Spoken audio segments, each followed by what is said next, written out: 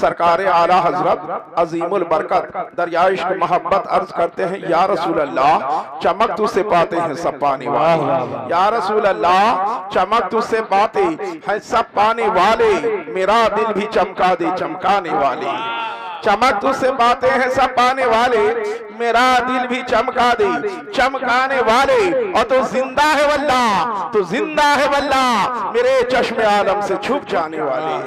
तो जिंदा है वल्लाह, तो जिंदा है वल्लाह, मेरे चश्मे आलम से छुप जाने वाले।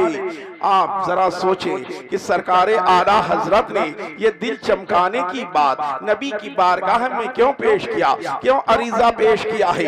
दुनिया तो लगी है चेहरा चमकाने के लिए, लेकिन अल्लाह के वली को देखें कि वो अर्ज कर रहा है मेरे नबी की बारगाह में, या रसूल अल्लाह चमक तुझसे पाते हैं सब पाने वाले, मेरा दिल भी चमका दे चमकाने वाले। ये दिल चमकाने की बात क्या है, आप ये जान ले कि दिल का चमकाना, जब बंदा मोमिन गुनाह करता है तो उसके दिल के ऊपर स्याही का एक नुक्ता लग जाता है, फिर वो गुनाह करता है तो और वो नुक्ता बढ़ जाता है, फिर वो गुनाह करता है तो वो नुक्ता बढ़ता जा रहा है। हद ये है कि उसके दिल पर एक घोल सा स्याही का चढ़ जाता है, फिर उसके ऊपर कोई अच्छी बात असर नहीं करती है। आप जाने सरा आला हजरत अलैहि रहमा ये सबक दे रहे हैं, ये दर्स दे रहे हैं, ये पैगाम दे रहे हैं कि दिल को चमकाने की बात किया जाए। जब बंदा मोमिन जिक्रुल्लाह करके अपने दिल को जो है चमकाता है, जब जिक्र करता है जिक्रुल्लाह किया करता है तो उसके दिल की स्याही छटना शुरू हो जाती है।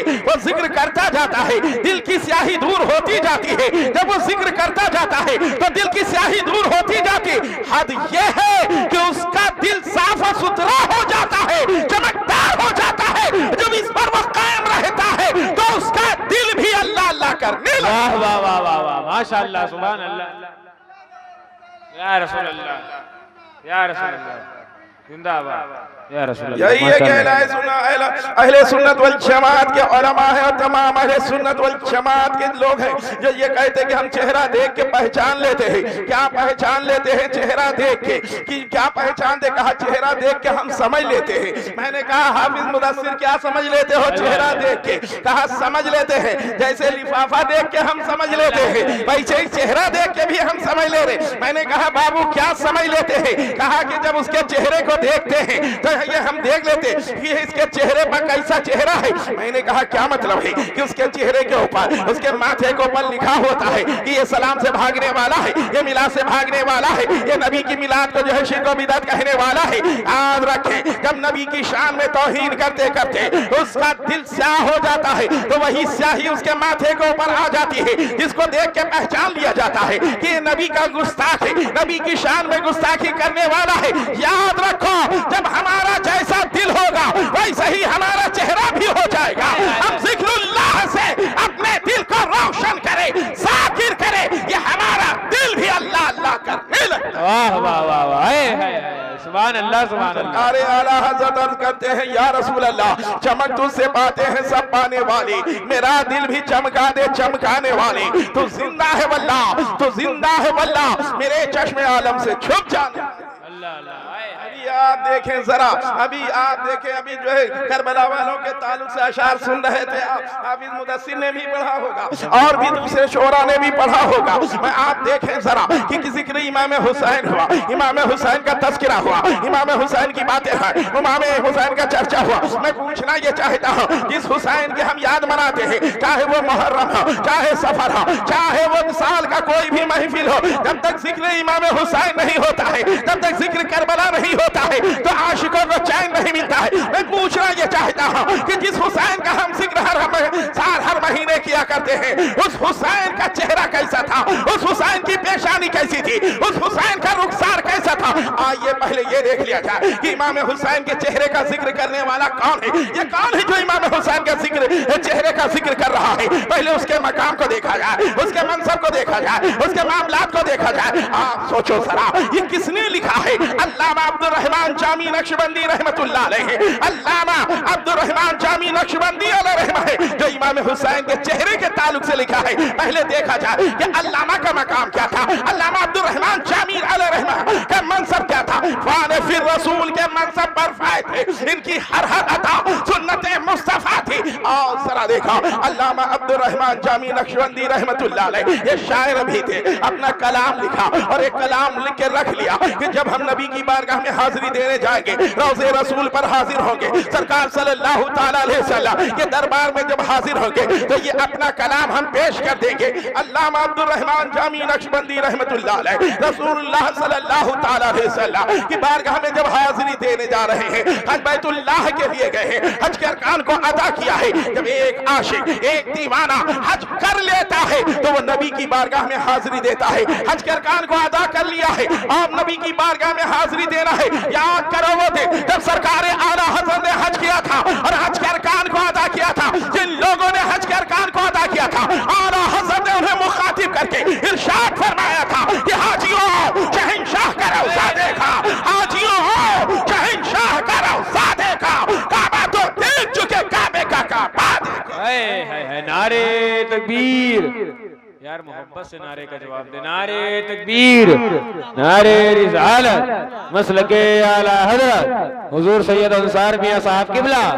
नारे तकबीर, नारे रिसालत, जिंदाबाद जिंदाबाद। और हज़रत सरकार अर्ज करते हैं या रसूल अल्लाह, चमक तुझसे बात, या रसूल अल्लाह हाजियों आओ, हाजियों आओ, शहंशाह का रौज़ा देखा, हाजियों आओ, शहंशाह का रौज़ा देखा, काबा तो देख चुके, काबे का काबा देखा और गौर से सुनता रहा, काबे से आती है सदा, मेरी आंखों से मेरे प्यारे का रौज़ा देखा, शहंशाह का रौज़ा देखा, काबा तो देख चुके, काबे का काबा देखा, गौर से सुन तो रसा, काबे से आती है सदा, मेरी आंखों से मेरे प्यारे का रौज़ा देखा।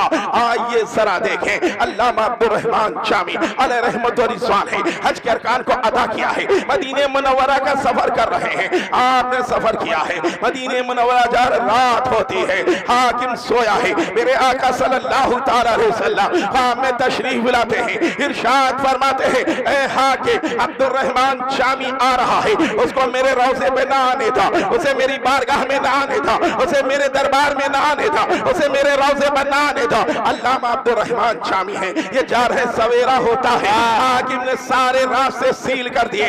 ये अल्लामा अब्दुर्रहमान जामी है, ये दीवाना वार चलते चले जा रहे हैं, ये मस्ताना वार चलते चले जा रहे हैं। अरे दीवाना है, दीवाने को सब देख रहे हैं, दीवाना है, दीवाने को सब देख रहे हैं, खुदा जाने ये दीवाना कहाँ देख रहा है, ये दीवाना कहाँ देख रहा है। मस्त चले जा रहे हैं, पुलिस ने पकड़ लिया, अरेस्ट कर लिए गए, जेल में डाल दिया गया। दिन गुजरती है, रात आती है, हाकिम ख्वाब में तशरीफ ला, हाकिम के ख्वाब में मेरे आका सल्लल्लाहु ताला अलैहि वसल्लम तशरीफ लाते हैं। मेरे आका ने इरशाद फरमाया ए हाकिम अब्दुर्रहमान को जेल में डाल दिया है। अर्ज किया या रसूल अल्लाह, मैंने अपनी तरफ से कुछ नहीं किया मेरे आका, मैंने अपनी तरफ से कुछ नहीं किया। सरकार सल्लल्लाहु ताला अलैहि वसल्लम इरशाद फरमाते हैं ए हाकिम अब्दुर्रहमान कोई मुजरिम नहीं है, अब्दुर्रहमान कोई कातिल नहीं है, अब्दुर्रहमान एक नात लिख के ला रहा है, और आकर मेरे रौज़े पर पढ़ देगा तो मुझे कब्र अरवा से बाहर निकलना पड़ेगा मुसाफा करने के लिए। आला हज़रत की नज़र जब इसी रिवाज पर ठहरती है तो आला हज़रत झूम जाते हैं और पुकार उठते हैं या रसूल अल्लाह, तो जिंदा है वल्लाह, तो जिंदा है वल्लाह, मेरे चश्मे आलम से छुप जाना। हाय हाय हाय, जिंदाबाद, अल्लाह अकबर, या रसूल अल्लाह, जिंदाबाद, अल्लाह जिंदाबाद। ये अल्लामा अब्दुर्रहमान जामी नक्शबंदी अलैहिर्रहमा है, जो मेरे हुसैन के चेहरे का जिक्र कर रहे हैं, हुसैन के रुखसार का जिक्र कर रहे हैं, हुसैन की पेशानी का जिक्र कर रहे हैं। आइए जरा देखें वो इमाम हुसैन का चेहरा इन्होंने तहरीर किया है, लिखते क्या है, तहरीर कर रहे हैं कि हुसैन का चेहरा बड़ा चमकदार था, बड़ा रोशन था, बड़ा नूर वाला था। इतना था, तहरीर कर रहे हैं, लिख रहे हैं कि इतना रोशन चेहरा था, इतना चमकदार चेहरा, इतना नूरानी चेहरा था कि हुसैन जिस अंधेरे मकान में तशरीफ ले जाते वो घर रोशन हो जाता, वो चमकदार हो जाता, वो नूर वाला हो जाता। आला हज़रत सरकार की नज़र जब इसी रिवाज पर ठहरती है तो आला हज़रत झूम जाते हैं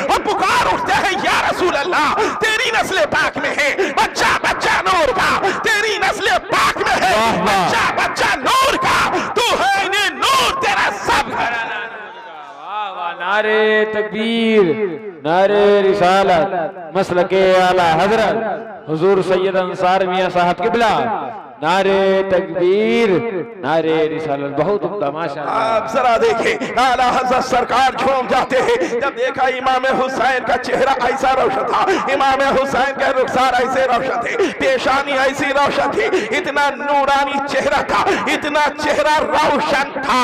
तो आला हज़रत झूम पड़े और पुकार उठते हैं, या रसूल अल्लाह, तेरी नस्ल पाक में है बच्चा बच्चा नूर का, तेरी नस्ल पाक में है बच्चा बच्चा नूर का, तू है इन्हें नूर, तेरा सब घराना नूर का, तू है इन्हें नूर, तेरा सब घराना नूर का। आप सोचो जरा, अरे जब नवासे का चेहरा इतना रोशन है तो नाना का चेहरा कैसा होगा? अल्लाह अल्लाह, नाना का चेहरा वाह वाह वाह, नाना का चेहरा कैसा नूरानी होगा, नाना का चेहरा किस तरीके का होगा? आओ जरा पूछा गया कि बताओ हुसैन के नाना का चेहरा कैसा था, हुसैन के नाना का चेहरा कितना चमकदार था, कैसा नूरानी था? तो कहने वाले ने कहा बहुत रोशन था, बहुत नूरानी था, बहुत चमकदार था। पूछा गया कितना? कहा बहुत सादा। अरे कुछ हद है, बहुत सादा, कितना? कुछ हद है, कोई मिसाल तो दे, कुछ बताएं तो कि ऐसा कोई तस्बीह दे, किसी चीज की तरह बताएं तो कि मेरे नबी का चेहरा कैसा था, मेरे नबी का चेहरा। अरे जब नवासे का चेहरा इतना रोशन है, क्या अंधेरे मकान में तशरीफ ले जा रहे हैं, घर रोशन हुआ जा रहा है, चमकदार हुआ जा रहा, नूरानी हुआ जा रहा। अरे जब नवासे का चेहरा ऐसा है तो नाना का माशाअल्लाह, नाना का चेहरा कैसा होगा? आशिक ने कहा कि मेरे नबी का चेहरा बड़ा रोशन था। कहा कितना? कहा बहुत सादा। कहा कितना? कहा बहुत सादा। कहा कुछ हद है, कोई मिसाल, किसी चीज से तस्बीह दे। तो उसने कहा मेरे नबी का चेहरा ऐसा रोशन था जैसे 14वीं का चांद रोशन होता, जैसे 14वीं का चांद रोशन होता है ऐसे नबी का चेहरा था। एक आशिक ने इतराज कर दिया कि तुमने नबी के चेहरे को चांद से मिसाल दिया है, चांद से तस्बीह दी है। उस आशिक रसूल ने पुकार कर कहा कि चांद से तस्बीह देना यह भी कोई इंसाफ है, चांद से तस्बीह देना यह भी कोई इंसाफ है। चांद में तो दाग है, मेरे नबी का चेहरा जिंदाबाद जिंदाबाद। तस्बीह देना ये भी कोई इंसाफ है, चांद में तो दाग है, मेरे नबी का चेहरा। सोचो जरा, मेरे आका सल्लल्लाहु ताला अलैहि वसल्लम चेहरे अनवर मेरे आका के बारे में जरा देखो। जब दाई हलीमा मुख्तसर सा सुने भाई, है ना, आपने तकरीर सुन ली, नाथखानी सुन ली, सब बस चंद बातें मैं अर्ज करूंगा। ठीक, आप देखें जब दाई हलीमा मेरे आका सल्लल्लाहु ताला अलैहि वसल्लम को अपने घर लाई, देखें गरीबी बहुत करीब से देखा होगा आपने, गुर्बत जो बहुत करीब से देखा होगा, बहुत करीब से देखा। गरीब का घर देखो, गरीब के जानवर को देखें, गरीब के कपड़े को देखें, रहन सहन देखें। गरीब जो बेइंतहा गरीब है उसका घर देखो, जानवर देखो मरिहल मरिहल, कमजोर दुबला पतला, घर देखो तो वैसे ही गिरा पड़ा, ऐसे ही। अब मेरे आका सल्लल्लाहु ताला अलैहि वसल्लम दाई हलीमा जब लेकर आई तो मेरे आका सल्लल्लाहु ताला अलैहि वसल्लम की बरकत से बाहर आ गई। अरे जिन बकरियों के थनों में दूध नहीं था, दूध थन भर जाते हैं, रवानी आ जाती है, लेकिन पड़ोसी से छुपा थोड़ी कुछ रहता। पड़ोसी तो जानते हैं कि ये कितने पानी में है, कितना माल और दौलत है इनके पास, किसके रहन सहन इनका। अरे गरीब आदमी घर में जब उजाला करने के लिए, चिराग जलाने के लिए कुछ नहीं होता था तो मगरिब से पहले ही वो खाना खा लिया करता था। गरीब आदमी लकड़ियां जला के, पत्तियां जला के रोशनी कर लिया था, उसकी रोशनी में जो है खाना खा लिया करता था। गरीब आदमी का ये मामला था। आप सोचो जो इतना गरीब हो, इस तरह का गरीब हो, जिसके एक वक्त खाने का इंतजाम हो, दूसरे का ना हो, ऐसे गरीब के घर अगर मुर्गा बटेर चलने लगे तो लोग सोचेंगे नहीं कि कहां से आ रहा है, सोचेंगे नहीं ये आ कहां से रहा है, दाई हलीमा बहुत गरीब थी, घर में चिराग का इंतजाम नहीं, रोशनी का इंतजाम नहीं, बस वैसे ही रोशनी किया करती। लेकिन आज नबी की आमद पर सरकार सल्लल्लाहु अलैहि वसल्लम की तशरीफ आवर पर दाई हलीमा का घर बुक्का नूर बन जाता, पूरा घर रोशन। अब लोगों को फिक्र हो गई कि दाई हलीमा के घर में क्या है, इतनी रोशनी कहां से। पड़ोसियों को फिक्र हो गई, पड़ोसी को कम पड़ोसन को ज्यादा उनको फिक्र हुई। एक दिन दो दिन नहीं बर्दाश्त हुआ, दाई हलीमा से पूछ लिया, ए हलीमा क्या तू अपने घर में रोशनी करती है? कहा नहीं। कहा आग जलाती है क्या? कहा नहीं। कहा तब तेरा घर ऐसा रोशन क्यों हो, सारा घर रात में तेरा रोशन रहता है, ये कैसे? कहा ये मोहम्मद के चेहरे का नूर है जो पूरा घर को रोशन किए हुए है, सल्लल्लाहु ताला अलैहि वसल्लम। नबी के चेहरे का नूर है जिससे सारा घर रोशन। आप सोचो जरा, इसी को कहने वाले ने कहा है कि चांद से तस्बीह देना ये भी कोई इंसाफ है। अरे चांद में तो दाग है, मेरे नबी का चेहरा। पढ़े दुरूद पाक पढ़िए, अल्लाहुम्मा सल्ली अला सय्यिदना व मौलाना मुहम्मदिल वसीलति लिल बारिक व सल्ली अस्सलातु व सलाम अलैका या रसूल अल्लाह सल्लल्लाहु ताला अलैहि वसल्लम। आइए जरा देखें आका सल्लल्लाहु ताला अलैहि वसल्लम आ गया। तो मैं अर्ज ये कर रहा था कि सरकार सल्लल्लाहु ताला अलैहि वसल्लम के चेहरे अनवर के देखें, मेरे नबी सल्लल्लाहु ताला। मैं बताना ये चाह रहा हूँ कि देखो आका सल्लल्लाहु ताला अलैहि वसल्लम से हम मोहब्बत करते हैं, अपने नबी की हम मिलाद मना रहे हैं। ये शादी के मौके पर महफिल मिलादुन नबी सल्लल्लाहु ताला अलैहि वसल्लम। आप सोचो कि मिलादुन नबी सल्लल्लाहु ताला अलैहि वसल्लम की महफिल हो रही, इसका मकसद ये कि हमारे यहाँ जो गलत रस्में राइज हो, जो गलत रस्में राइज है वो हमारे यहाँ से खत्म हो जाए। हमारे वहां शादी क्या होती है, एक नहीं सैकड़ों बुरी रस्में, गलत रस्में हमारे वहां राइज है। अभी जगह हुआ तो ये शरीयत तो है नहीं कि पूरी दुनिया में एक ही कानून चले। ये रस्में हैं कहीं कहीं आगे पीछे, एक दिन पहले दो दिन पहले, जैसे भी रस्म जहाँ की जो हो, है ना। रजगा हुआ कि नहीं हुआ? रजगा हुआ था, गुलगुले बने थे नहीं बने गुलगुले बने। हाँ बिल्कुल, हम तो नाश्ते में हमें गुलगुला मिला था, इसका मतलब बना था, है ना। बनता है शादियों में, है ना। गुलगुला में कोई दिक्कत की बात नहीं है। हाँ गुलगुले में नहीं दिक्कत की बात है, वो तरीका दिक्कत वाला है, जो तरीका है। आप सोचो जरा, सारी औरतें, तमाम औरतें, खानदान की औरतें, अरे शादियों का हाल तो ये होता था कि ढोलक 10 दिन पहले ही से बजने लगती थी, 2-3 गांव पहले ही से पता चल जाता था कि शादी है। वो जिनकी जो मेमोरी मजबूत होती थी, फुहड़ गाने गाया करते थे।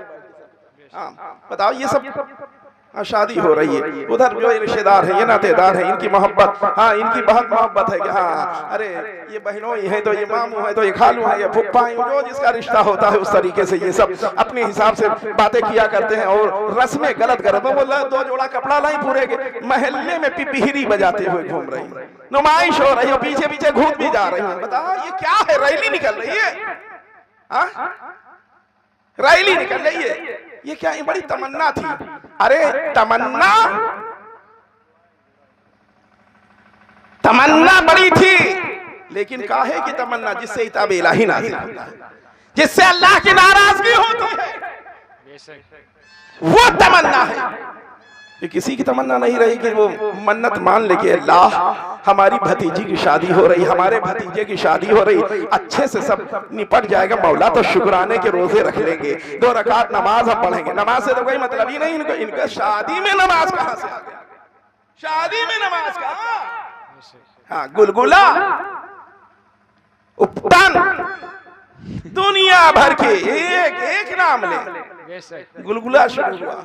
गुलगुला पका, कहा हाँ भाई, कहा फजीर ऐसे देर से शुरू करो कि फजीर तक पके, है ना। और उसके बाद लेके फजीर में फिर मस्जिद में भी ले गए होंगे, ले जाते कि नहीं ले जाते? यहाँ मस्जिद में गुलगुले ताक भरा जाता है ना, नहीं भरते क्या यहाँ ताक?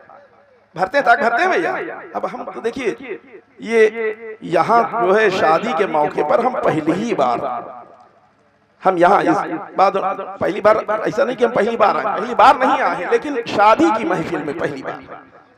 हाँ, मौलाना मसूद आलम साहब के वहाँ अभी पिछले साल भी उनके वालिद साहब के उर्स में, जी उससे पहले आज से मुझे लगता है हम 30 साल पहले यहाँ उनके वालिद साहब मौलाना इदरीस साहब ने जब दावत इस्लामी का बड़ा इज्तिमा किया था, सब नहीं थे, थे ही नहीं तुम लोग दुनिया में, समझे? 30 साल के हो तब कहाँ थे तुम? थे 30 साल के, 30 साल पहले थे नहीं रहे ना, तभी की हम बात कर रहे हैं, जब नहीं थे तब की बात कर रहे हैं, कुछ जानो ना।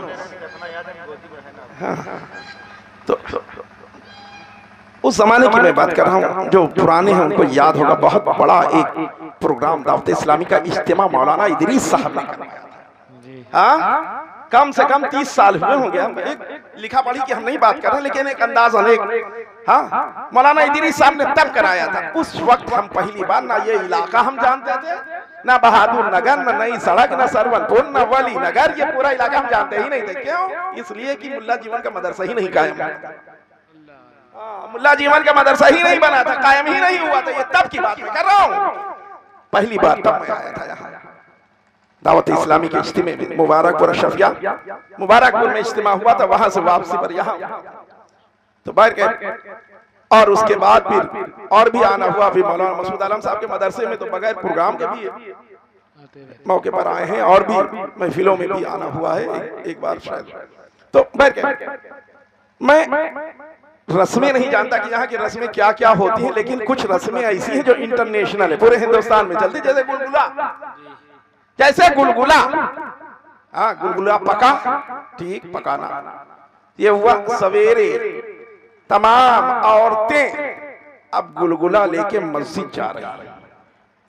हाँ, मस्जिद जा रही, ताक भर रही हैं, ताक भरने के बाद फातिहा दिला रही हैं। अरे भाई, गुलगुला बना के फातिहा दिलाना ही मकसद है कि मस्जिद में देना जरूरी है? मस्जिद में फातिहा होगी तभी पहुंचेगा बुजुर्गों को। हाँ? अगर ये मान लिया जाए कि मस्जिद ही में फातिहा दिया जाए तब पहुंचेगा, तो 11वीं शरीफ की, 6ठी शरीफ की तमाम बुजुर्गों की फातिहा काहे नहीं मस्जिद में? इसका मतलब नहीं घर से करा रहे तब भी इसाले सवाब जो है, हाँ, सवाब पहुंच रहा है। 11वीं शरीफ कर रहे हैं घर में बैठ के, तब भी गौस पाक को पहुंच रहा है। इमाम हुसैन के खिचड़े मस्जिद में तो ले नहीं जाते थे, खिचड़ा, हाँ, बिरयानी और आपके जर्दा, ये सब मस्जिद में तो नहीं ले जाते, घर में बना, यही नजर हो गई, खाया खिलाया सब अपना। बात समझ में आ रही ना? तो मस्जिद में तो जरूरी नहीं है।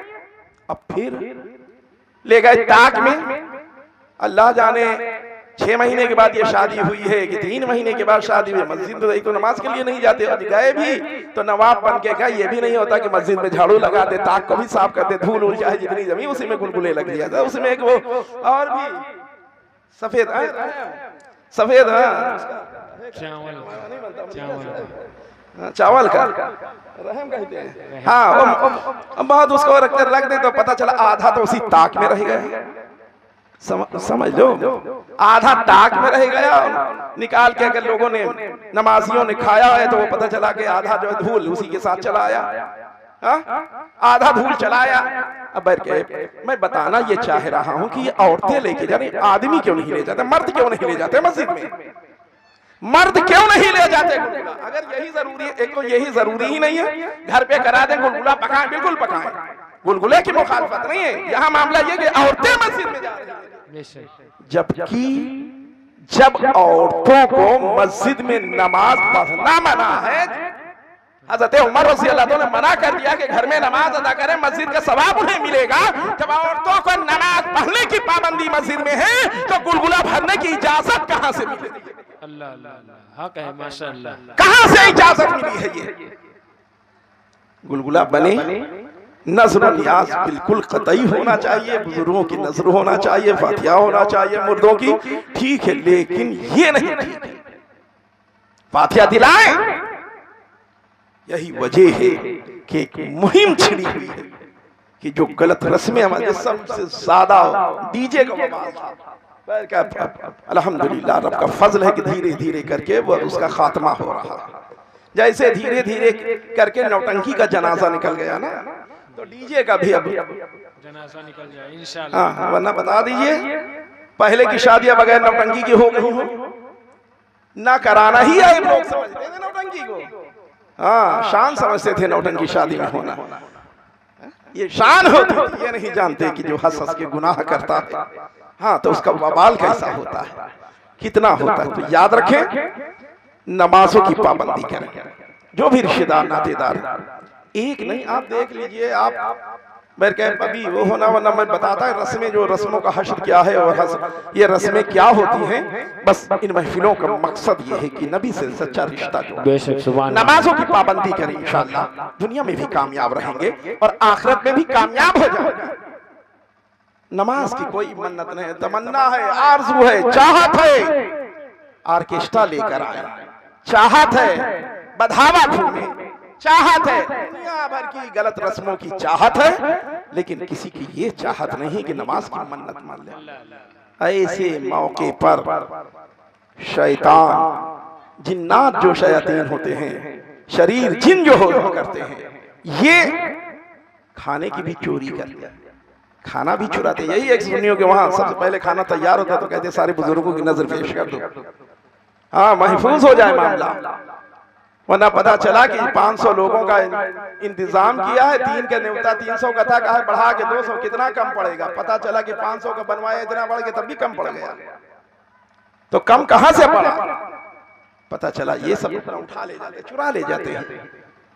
बुजुर्गों की नजर नियाज हमेशा करते रहे, नमाजों की पाबंदी करें, वो काम कतई ना करें जो शरीयत से बात टकराती हो, शरीयत के खिलाफ हो, और दुआ करें कि अल्लाह ये जो शादी की तकरीब हो रही, इन दोनों को मौला इनकी मोहब्बत, दोनों की मोहब्बत आपस के दिल, इन सब की आपस की मोहब्बत दिलों में पैदा कर दे, और इनसे जो नस्लें चले सब वफादार रसूल बने, सब दीवाने रसूल बने। अल्लाह की बारगाह में दुआ है मौला हम सब का यहाँ इकट्ठा होना, बयान करना, समात करना मौला कबूल फरमा ले और इसी को जरिए निजात बना दे। एक खुशखबरी ये कि अल्हम्दुलिल्लाह आप दारुल उलूम अहले सुन्नत मुल्ला अहमद जीवन अमेठी लखनऊ को आप जान रहे हैं। मुल्ला अहमद जीवन में जहाँ आप बीना बच्चों का मदरसा चल रहा, आंख वाले बच्चों का मदरसा चल रहा, अल्हम्दुलिल्लाह वो वहीं नाबीना बच्चों का भी मदरसा शुरू हो गया। नाबीना बच्चे पढ़ रहे हैं अल्हम्दुलिल्लाह। अभी तक ऐलान हो रहा था कि खुलेगा, शुरू होगा, अल्हम्दुलिल्लाह इस साल से शुरू हो गया नाबीना बच्चों का। पूरे यूपी में ये सुन्नियों का पहला इदारा है, पूरे यूपी में सुन्नियों का पहला इदारा। उनको अरबी पढ़ाया जा रहा, उनको उर्दू पढ़ाया जा रहा, उन्हें अंग्रेजी पढ़ाया जा रहा, हिंदी पढ़ाया जा रहा, मैथ पढ़ाया जा रहा। सोच रहे होंगे कि आंखें नहीं पढ़ेंगे क्या? अरे जिनकी आंखें हैं, जिनकी हैं वो देख के पढ़ रहे हैं, और जिनके नहीं है वो छू के। उनकी ज़बान पूरी दुनिया में एक है, जिसको ब्रेल कहा जाता है, पूरी दुनिया में अल्हम्दुलिल्लाह। और ख्वाजा साहब का उर्स बस जनवरी में, जो लोग ख्वाजा ख्वाजा हिंदुस्तान ख्वाजा मोइनुद्दीन अजमेरी रहमतुल्लाह अलैह की बारगाह में उर्स में जाएं तो राब्ता कर लें और जाके अपने मदरसे में ठहरे। अल्लाह अल्लाह अल्लाह। अजमेर की धरती पर मुल्ला अहमद जीवन ने अपने जमाने में पढ़ाया है, उनकी याद में एक मदरसा तामीर हो रहा, आधा मदरसा बन चुका है अल्हम्दुलिल्लाह। उसमें ठहरने का इंतजाम है, जाएं आप, किराया ना खर्च करें, पैसा ना खर्च करें, वहां जाएं अपने मदरसे में ठहरे, रहना फ्री, खाना फ्री, जियारत करें गरीब नवाज की बारगाह में। जी अल्हम्दुलिल्लाह। तो ये मुल्ला अहमद जीवन का कि अजमेर में भी एक मदरसा बन रहा है, अमेठी में आज से 15 साल पहले कायम हो चुका, जिसमें 125 बच्चे रहने वाले इस वक्त पढ़ रहे तालीम हासिल। मजीद ये इस साल से नाबीना बच्चे, कहीं भी आपके रिश्तेदार नातेदार कहीं भी बच्चे हो, उन लोगों को बताएं कि नाबीना बच्चों के लिए मुल्ला जीवन वालों ने इंतजाम किया है, बेहतरीन इंतजाम है बच्चों को पढ़ाने का। इसमें हमारा कमाल नहीं, आला हजरत की जबान से समझे तो कैसे आकाओं का हूं बंदा रसा, बोल बाले मेरे सरकारों के।